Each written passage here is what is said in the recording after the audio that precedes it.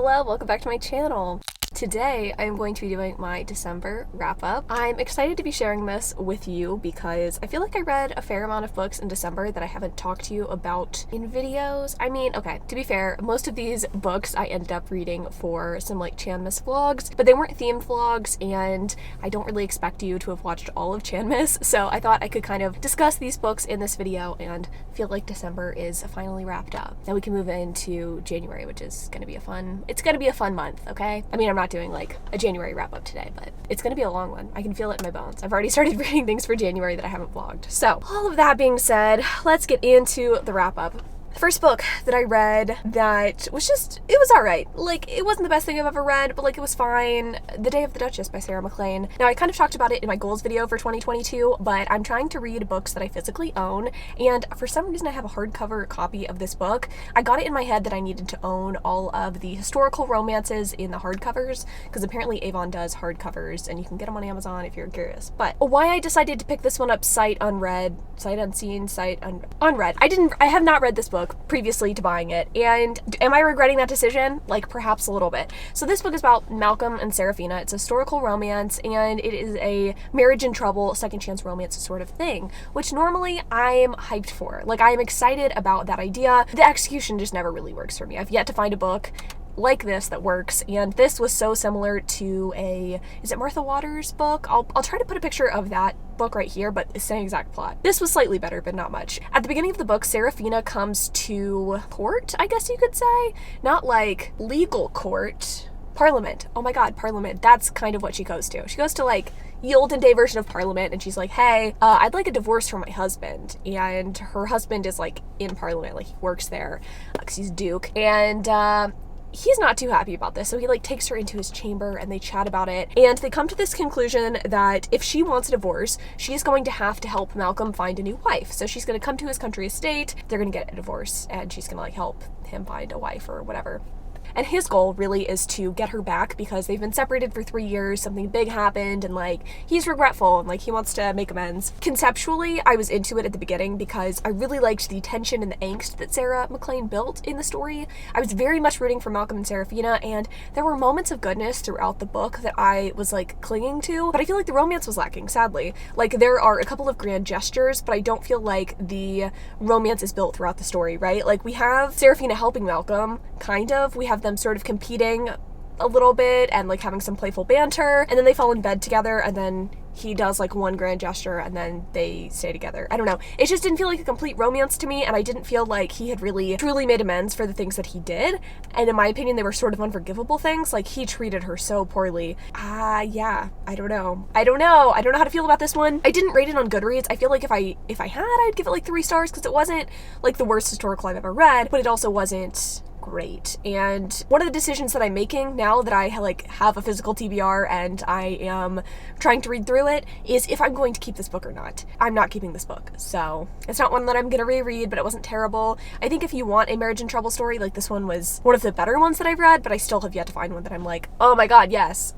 So yeah. Moving on, another historical, because I just have a lot of historicals on my shelf that I'm trying to work through, was a Julia Quinn. And I don't know why I purchased this book, because I know for a fact I purchased it after reading most of the books in the Bridgerton series and just feeling like meh about all of them, but I picked up When He Was Wicked, which is Francesca's story. So I've read quite a few of these, you know, because the Bridgertons are like A, B, C, D, E, F, like all of the siblings have like, you know, alphabetical names. So I've read quite a few. Anyway, the story is about Michael and Francesca. Michael is the cousin of Francesca's dead husband. They have to fight their attraction for each other because Francesca's like, I really loved my husband, but I kind of am feeling things for his cousin and I feel bad about that. And then he also kind of feels bad about that too. He also kind of felt like for a while he was living in his cousin's shadow a bit, and he's kind of having to work through some complicated emotions he has. He also feels, you know, guilty about kind of lusting after his cousin's wife, because he did kind of lust after her when he was still alive, when his cousin was still alive. So complicated feelings, complicated emotions, and I liked seeing the romance unfold. I don't know, I was a little bit torn because I feel like the conflict in this book near the end was a little bit irritating. I wanted there to be more of a declaration of love. I mean, I guess there was, but they were also fighting when that happened. If you've read any of the other books in this series, I think you know what I mean. I just feel like the third act conflicts in these books tend to just not ruin the story, but it kind of like impacts my enjoyment of them, because I'm just wondering why you can't work this shit out, and it kind of affects my ability to see these as true romances, if that makes sense. Like, why would you treat someone that you love like that? It was kind of like, I love you, bitch. And she was like, okay. 2 months later, she says, I love you. I don't know. It was kind of bizarre. It didn't 100% work for me, but like I enjoyed parts of it. And I think the big thing for me was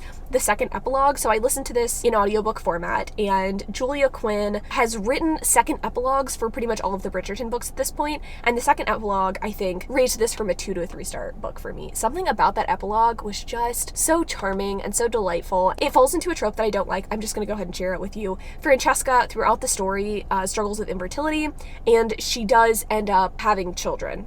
I think this bothers me less in a historical context because we don't know if it was Francesca that had fertility issues or if it was her first husband. You know, back in the day, like, how can you really tell? I can kind of excuse it a little bit that was like a thing that is cured or whatever near the end of the book, but it's not so much that she had a child that was like heartwarming, which it kind of was. It was the way that she interacts. The interaction she had with her mom. She was struggling with infertility. Oh my god, it just like, it broke me down a little bit. I did tear up. Yeah, I don't know. The epilogue kind of like made this book better than I think it had any right to be, because it just was like not my favorite, but it wasn't the worst.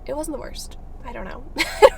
I feel like I'm changing my mind as I talk about it, but I had a good time reading it. I will be getting rid of it though. Like, it's not a book that I feel like I'm going to reread, and if I do decide to reread any of the Bridgerton series, it's going to be on audiobook because the audios are really, really good for the series. Moving on to other books. We have Window Shopping by Tessa Bailey. This is like a highly anticipated book by me. I wanted a delightful Ted Lasso inspired Christmas rom-com, and this is the first Christmas romance that I've actually liked, so thank you, Tessa Bailey. Let's all give a round of applause to Miss Bailey. I gave this book 5 stars. I just don't know, like, going forward into the future, if I'm ever going to give a Tessa Bailey book less than 5 stars, because it was so good. Like, this was so good, and it just had all of the ingredients I was looking for. It had a sort of like redemption story that I feel like is common in like Christmas books. It also had really hot steamy sex, and it had a hero that was just like so sweet and cinnamon roll-y and didn't want to overstep boundaries, and it was delightful. I just really enjoyed it. It seems to be a fairly divisive book. I feel like most of my friends enjoyed it, but looking at Goodreads and my Goodreads friends, some people hated it, so I don't know. Take that with a grain of salt. I think it's a book worth trying if next Christmas you're like, I want to read a smutty romance for Christmas. Give me a Christmas smutty romance. It's gonna fit the bill. It's gonna fit the bill. So would recommend. And I have a really pretty copy of it too that I'm so glad to have on my shelves from Hello Lovely Books. So I think they have a few extra copies left. So if you want to go and get one, I'd recommend it. If you're wondering what it looks like, I think I have it in a thumbnail from Chanmis. So I know I didn't talk about the plot of this book much, but like, I think it's better to enjoy it as it comes, right? Like, I don't know. Moving on. Welcome to the Dark Side by Gianna Darling. I guess I could actually talk about these 2 books in conjunction. We have Welcome to the Dark Side and Lessons in Corruption. These I read during Chanmis, but I don't think I really vlogged about them. I read the second and third book in this series a couple of years ago, and I never read the first book. So this year, I was like, I'm just gonna read through the entire series. So I read the first book and the second book again. I'm still working on my third book reread at the moment, but these are both age gap stories. The third one is too, to be frank. Lessons in Corruption is sort of like a student-teacher thing. He's like 18, he's a biker dude, and she's his teacher. And then we also have an older man, younger woman story for the second book, age gap. If you don't like age gap romances, I really don't think that you're going to enjoy these. If it's something that you do enjoy in a romance setting, romance context, I think you would enjoy these. If you like dirty talk and motorcycle club romances, like, that's what these are. I don't know, it's funny because I read that second book a couple of years ago and like gave it 5 stars, absolutely loved it. For some reason, I don't know why I didn't continue with the series, because truly these are, I don't want to say some of my favorite romances. It feels a little bold to like give that claim since I've not read the entire series yet, and like I need to read the series before I like fully claim that.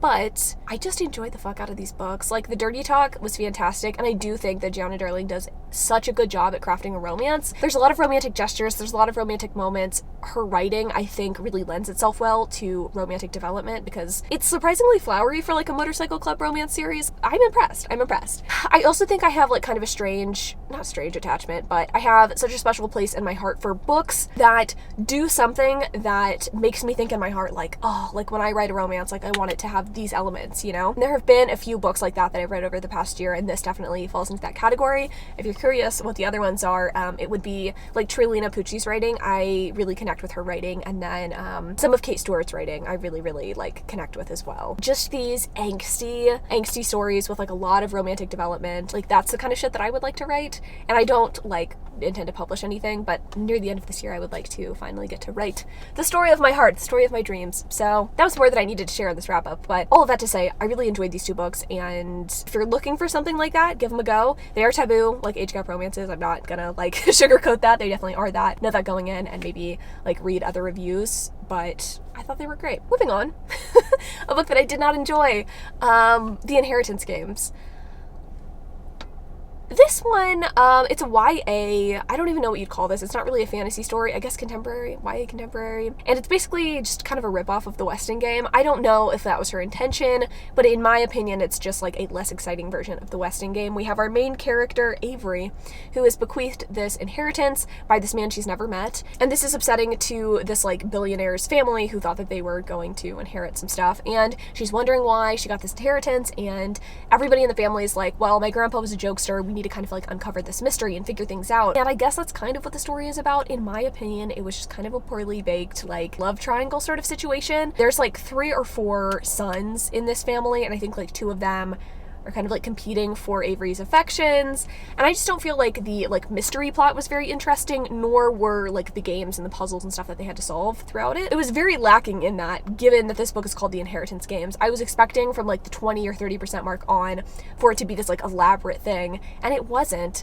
and that was disappointing to me. I guess maybe I went in expecting too much, or expecting something different than this book was going to provide, but I just feel like you kind of have that promise in the synopsis of the book, but it didn't deliver, which sucks because I was looking forward to this book, but I think maybe something else will work better for me, and that better thing is All of Us Villains, which I'm reading currently. So yeah, it's providing what I feel like The Inheritance Game didn't provide, which is like magic, and also a game that is taking place from the 30% mark on, so thank you so much for that book. I'm not finished with it, so I don't know if it's like going to be great, but I'm enjoying it more than I enjoyed this book. So I read All Systems Red by Martha somebody. I don't remember her last name, and I don't have it in my notes. This is a novella. It's a science fiction novella. Why the fuck I picked this up, I don't know. I think maybe because I was so excited after reading Project Hail Mary. I was like, you know what? Like, let me just go for this. It'll be great. I'm gonna have a good time. Everybody loves the series. And I thought it was going to be as enjoyable, at the very least, as, what's that book series called? The Every Heart a Doorway series. I think there's like a name for the series, but that series by Shauna McGuire. I was assuming like this would be as compelling as that series of novellas, and there's something so interesting about the idea of like novellas, right?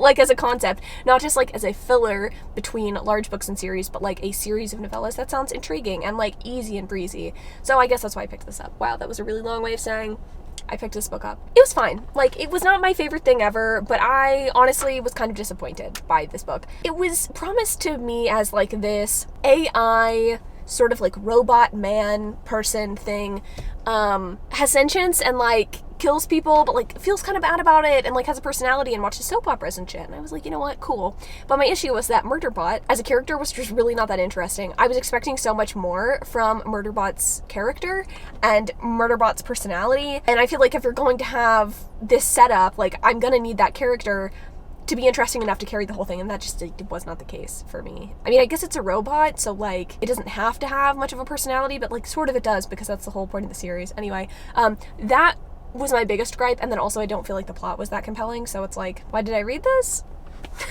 I don't know. Those are the 6 or 7 books that I read in December that I have not talked about in a vlog. I mean, I've vlogged most of these books, but you know, it's like not a I read 5 or like a secret TBR video. Wow, that's the word I was looking for. But that's all I have for you today. I've got some stuff I'm cooking up for January. The wrap up for January is hopefully going to be like super exciting, and then also I'm hoping the content in January is going to be mildly exciting. Kind of hinted at it, but I'm reading some fantasy currently and it's going pretty well. So that's it. Love you all so much. Thanks so much for watching, and until next Sunday.